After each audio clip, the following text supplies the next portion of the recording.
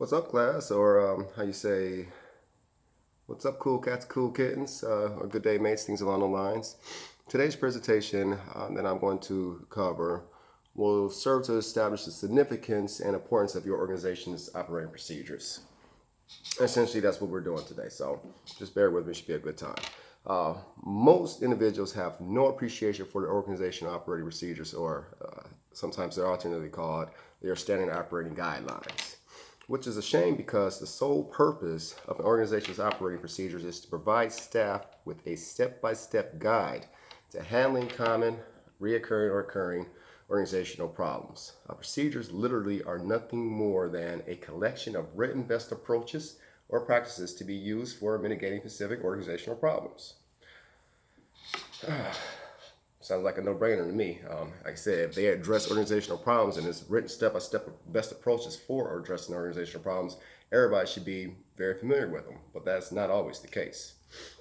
But in all fairness, the majority of my career, I wasn't really familiar with our organizational procedures either. I had no real appreciation for them. Didn't really know anything about them. Just I knew they were there, and I knew to be promoted on my job, you had to know them. Memorizing them, not have like a functional knowledge of them, but you had to be aware of them. So one professional experience left me forever changed. So and not only forever changed, forever appreciative of the value my organization's policies or procedures have, and the foresight or for the foresight that they can provide. Before I regale you all with that particular experience, please allow me to introduce myself. My name is Teddy Sheares. I've been in class with you guys for the last 3 or 4 weeks, and I've been on a professional fire department for the last 20 years. I said where my fire department is or the name of my fire department isn't really all that important, but what's important is the work my fire department does. My fire department employs around 560 full-time firefighters, and that's for a department that responds to around 66,000 emergency runs per year. Of that 66,000 emergency runs, that includes your EMS. 6,800 of them are working fire runs. So of my 20 years, I have spent my first 12 years honing or developing my craft. So my first 12 years was spent at an engine house, an inner city engine house that averaged between, let's say, 16 to 18 runs per day, and then you sprinkle in up those 16, 18 runs, you drop maybe a working fire in there pretty much every day, or at least once a week at a bare minimum. So that kind of made me well-rounded as a private. I honed my craft and got a pretty good season, or well-seasoned. So from that station, I was promoted to lieutenant, and then the captain 4 years after the fact. So that's pretty much the 20-year breakdown. I think to be considered an expert in your field, you have to have like maybe 15 years or 20 years experience. I may be wrong on this one, but I'm pretty well experienced. So it was at that station though where I spent that first 12 years that I got an appreciation for my department's procedures.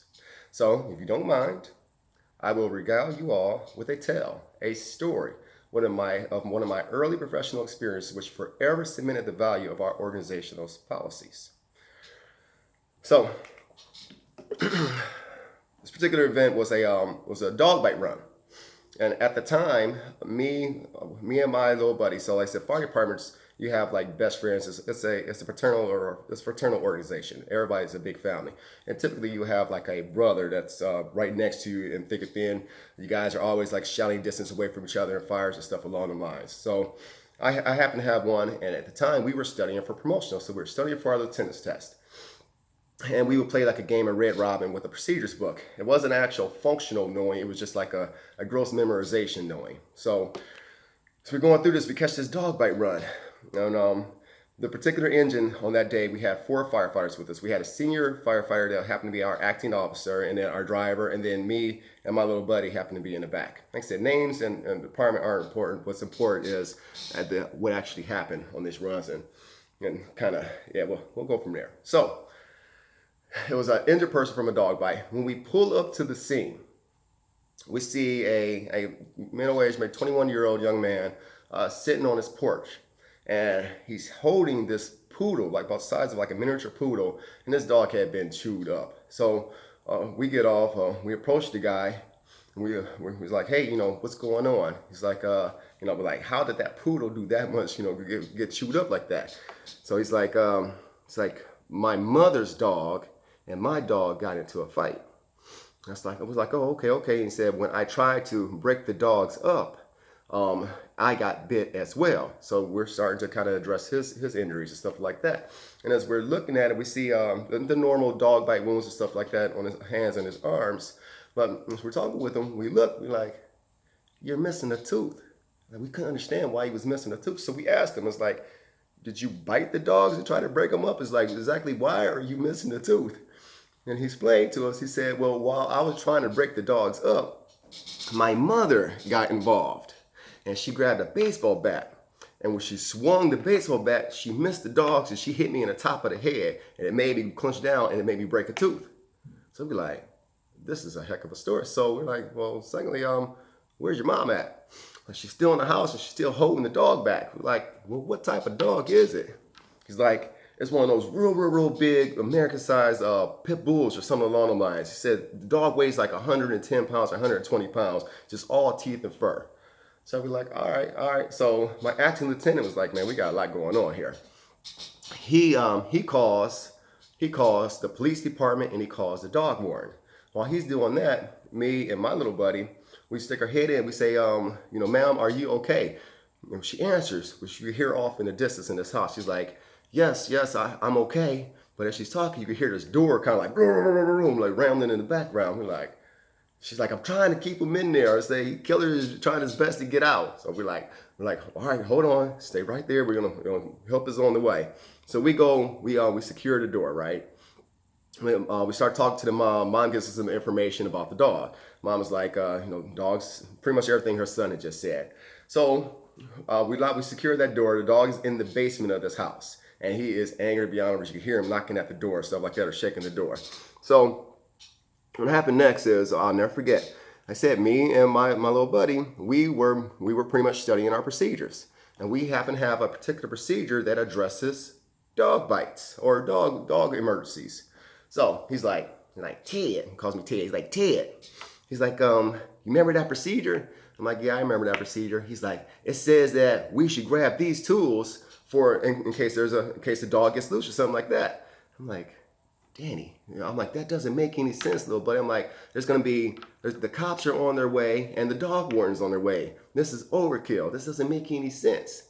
So he's like, nah, come on, Ted, just happy. My little brother, pretty much. He's happy as he can be. He's like, come on, Ted, let's go on down there. So while we're walking to the engine to get this, our procedures specifically say grab a CO2 extinguisher. And we discharge the CO2 extinguisher in the dog's face and it pretty much stopped all the aggressiveness. So we're going over the lines and he's talking to me and I'm like, this is so special. I'm like, that doesn't make any sense. So long story short, I call him a spaz and say he's spazzing out and he's overreacting. He grabs the CO2 extinguisher. We going back into the house. By the time we get back there, 3 cops show up and right behind the cops, the dog warden showed up. Now I remember this like it was yesterday.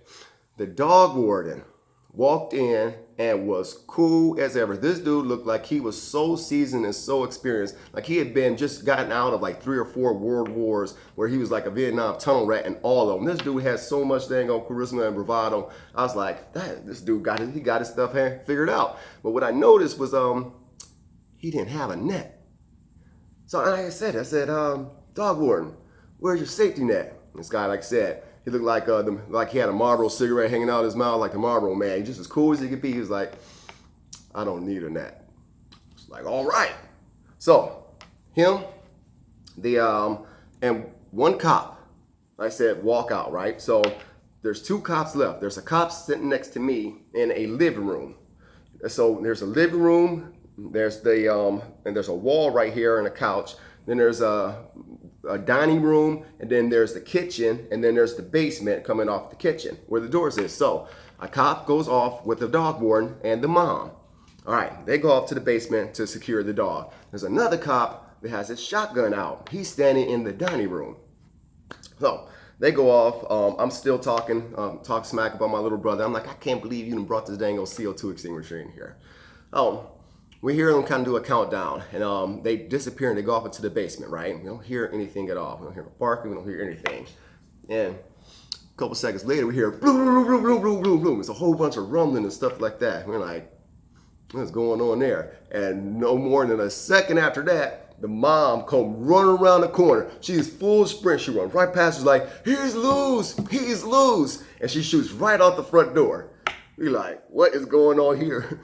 The next, that big American pit bull comes running around the corner too. He's like, roar, roar, roar. And he comes running through the kitchen, like I said, through the dining room. As he runs through the dining room, there's a cop sitting there with a shotgun.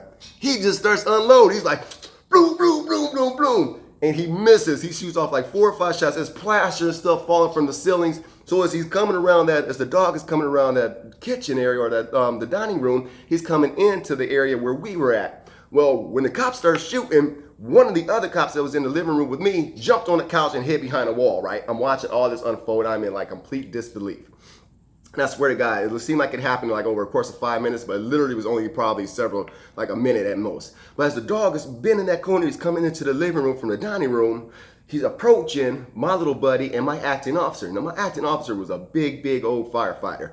He doesn't break spirit for anything. He was jumping in a corner like a little girl, like, oh my Lord, oh my Lord. I don't know if it was from the bullets or it was from the dog that was heading his way. But while he was doing that, my little buddy was front and center in the living room trying to get the pin out of the CO2 extinguisher. Like I said, you got shells flying, you got a big angry pit bull running your way, but he finally pops the pin and he hits the dog in the face with the CO2 spray. And let me tell you, that dog stopped right dead in his tracks, working like a charm. Dog does an about face and starts heading back to the cop. But that cop is still fighting like boom, boom, boom, boom, boom. So like 6 or 7 more shots, he finally hits the dog. So the dog lays down in the corner. I'm still sitting there with my mouth open like, I cannot believe all this just happened. And my little buddy looks at me, he's like, see Ted, I told you it would work. And I'm like, it worked, you're right, you're right. So long story short, like I said, our procedures pretty much addressed that, and that kind of stuck with me from that point on. Now, according to Dunn and Hyman, policies and procedures are known as standing plans, which are used to address organizational problems which occur regularly. It's on page 193 of this book. Everybody sees this book. All right. So, with that said, that means that policies and procedures are essentially, they're formulated by your organization's top administrators for the purpose of guiding staff's problem-solving actions and problem-solving thinking into a manner which is consistent with organizational values and objectives. That's on page 193 of that book. So, such a definition fits all policies and procedures regardless of the organization.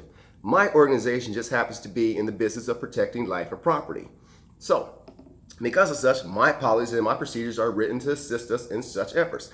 As an example, let's take a peek at my policy manual. Here it is. Let's see how. My policy manual, for example, let me open it up. Oh, for example, here's a look at it. Acetylene, a little bit of everything. But we have aircraft emergencies, aircraft crashes and things along the line. How to distinguish between F-16 bombs, what to do, how to extricate pilots, how to put these fires out, how to put the burning buildings out that they actually crashed into. All of that has already been pre-thought out. All of that is contained in my policy, in my procedures. All I have to do is know them. It's a step-by-step guide on fixing any problem that we're going to run into. And that's not unique. Policies and procedures are not unique to my job. Every job has them. So every job or all employees should use them. So just as my organization policies are written to help us, your organization's policies, if adhered to and applied, will assist you too in all your professional endeavors. You may not have a dog bite run like I had that cemented it, but if you give your policies a chance, you'll find out that all of your problems, all the organizational issues that you normally run into have already been addressed. So if you care about being proficient at your job, know, use, and apply your company's policies. They're like a cheat guide for problem solving, like a cheat guide for success. So in closing, I'll leave you all with one additional tale. Fast forward, I've been a captain for about 3 years now, and I have an unconscious person. When we pull up to the house, we can see straight from the front room all the way into the kitchen where I was, he had been, as a geriatric, had been maybe about 80 years old, and he slumped over in his chair. All right. So as we could see that in the living room, there was like a 16 or a 17-year-old kid, right? So when we go to open the door, we announced ourselves. It's like, hey, we're here. We go to open the door, and there's this big, there's a boxer. It's a big boxer. Come at the door like rah rah rah rah rah. So we close the door real quick. Now I have a four firefighting team. So it's me, it's my driver, then I had a female with me, and then a rookie with me. So thus the four individuals. They all probably, except for the rookie, everybody had maybe about 15 to 20 years on. So I'm like, oh, we got an angry dog. So my first course of action was ask the kid that was in there, the 18-year-old, I'm like, hey, can you grab the dog? So the kid reaches down to grab the dog tries to bite him. The only person that could touch that dog was the gent that was unconscious in the kitchen. So I'm like, all right, that's fair. I know my procedures. I know my policies. I know how to fix this. So I tell my driver, I said, hey, go back and grab the CO2 extinguisher. He kind of looks at me because he didn't know his procedure, and he hadn't had the same experience. I submitted that with him. So he goes back, he grabs it. Well, when that happened, I was like, okay. I said, I'll go in first. I said, saying everybody else follows behind me. My driver's like, I'm with it. My rookie's like, I'm with it. The girl was like, I am not with it. She's like, I am going to stay right here in this front yard until y'all lock that dog up. We're like, okay, that's fine. So we enter the house, and it's predictable. The dog comes charging at us, teeth and fur, rah, rah, rah, rah, rah. So when he does, I popped it. The pin was already popped. I just had to go ahead and pull the trigger. Hit the dog in the face with CO2 extinguisher. The dog stops dead in his tracks. Poof. He runs from us through the kitchen, out the back door. We go and we assess the patient. We get things going on that. Well, like 2 or 3 minutes later, like I said, we hear my female partner come in. She called running through the door. She's like, oh my goodness. The dog went through the kitchen, through the back door, and went all the way around to the front yard to where she was sitting at, or where she was standing there waiting. Yeah, maybe I should write another, maybe it should be another policy or procedure regarding that. So it kind of caught her off guard, but at the same time, the policy did work, and we made sure we use it as it was written. So indeed, hopefully everybody gives their policies a chance. Everybody kind of takes a peek at it. They work. All right, I've enjoyed your time, and thank you for listening to me. Good day.